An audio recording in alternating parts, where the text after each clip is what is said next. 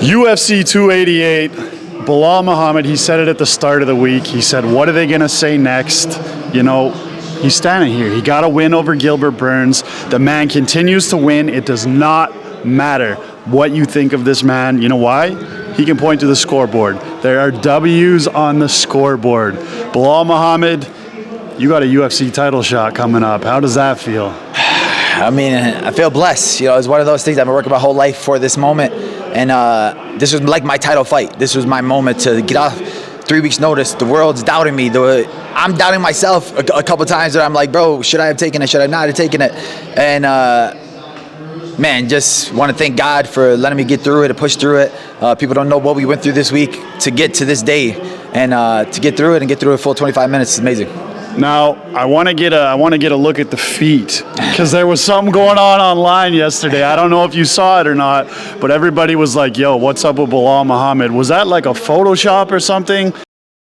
Yeah, no, it was just a little bit swollen, but you know, we got the best in the world, Heather working on it. My coach, Lewis Taylor, gives me a good foot massage every night, so we got through it. Like I said, we got through today. My mental game is the strongest game, and that's all that matters. Did you notice that Gilbert Burns' arm was hurt? I mean, I don't know if it was after the first takedown or what it was, but did you notice in the fight?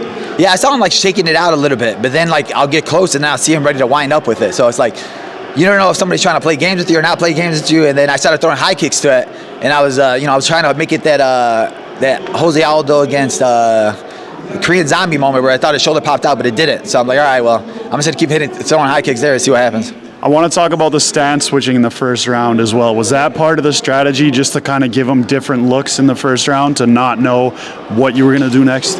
Yeah, for sure. I try to mimic a lot of these guys, and for him, he wants to be like planted on his feet. And then if he sees me moving, stance switching, my coach is one of the best striking coaches in the game. Shout out to Mike Valley, and he understands stuff and sees stuff.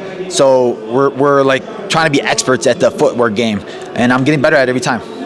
Now, I was talking to Coach Lewis and your team about this as well. If the Colby Covington and Leon Edwards fight happens in Abu Dhabi, the crazy part about this is, as much as people might boo you here, you're going to get a bigger ovation in Abu Dhabi than probably the two people fighting for the title.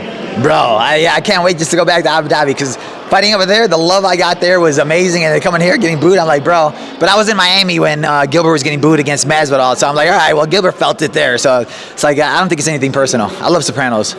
Do you have anyone that you would rather face? Would you rather face Leon, or would you rather kind of finally get your hands on Colby Covington? I mean, I would rather fight Leon just because of the way that last fight went, and because he was just trying to sit there and run for me this whole time. Colby's going to be Colby no matter what, but yeah, I would definitely want the Leon fight just because we have unfinished business.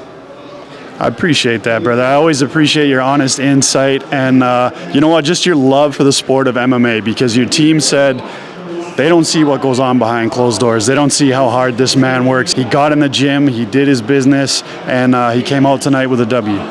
Yeah, honestly, man, it's like people could say whatever they want about me, but I'm going at it 100% every single day of my life. I'm living this sport, breathing it, and there's no possible way that 90% of these fighters on an 8-fight winning streak would have never took a fight on 3 weeks' notice and taken that chance of putting their whole career on the line. Because I lose this fight, I'm 4 years back. And, you know, if I didn't get a shot off an 8-fight winning streak, what am I going to get off of 1-fight losing streak? So there's so much pressure to get this win.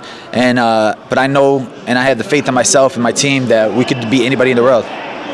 Belal Muhammad, congratulations. Listen, the 170-pound division has a new #1 contender. Appreciate you, my brother. Thank you, brother.